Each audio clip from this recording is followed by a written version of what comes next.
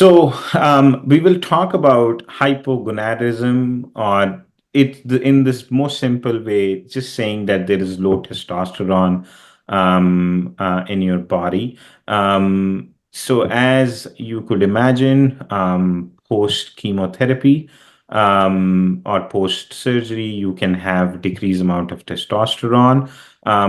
Specifically post surgery, you could have some sexual dysfunction, but it can also be present up to one-third of patients after chemotherapy or radiation therapy.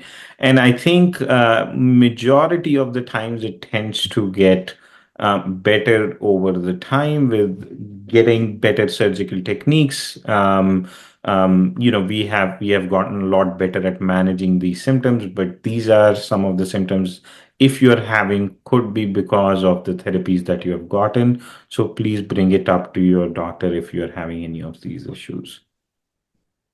As I mentioned, no matter which treatment modality you use, up to 17 years of follow-up in patients with cisplatin-based chemotherapy, there has been a prevalence of erectile dysfunction.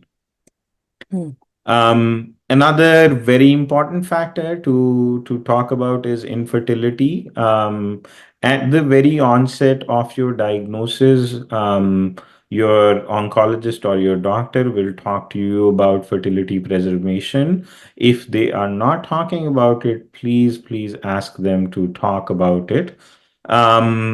Because while there is a chance of fertility coming back after chemotherapy, it is still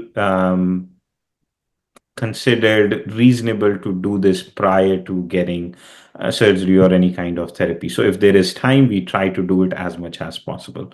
Approximately 80 to 90% of the patients, even after chemotherapy, are successfully able to regain their sexual function in terms of fertility, and I think that's important. We try to, as mentioned, about 88% of patients are able to conceive successfully following treatment.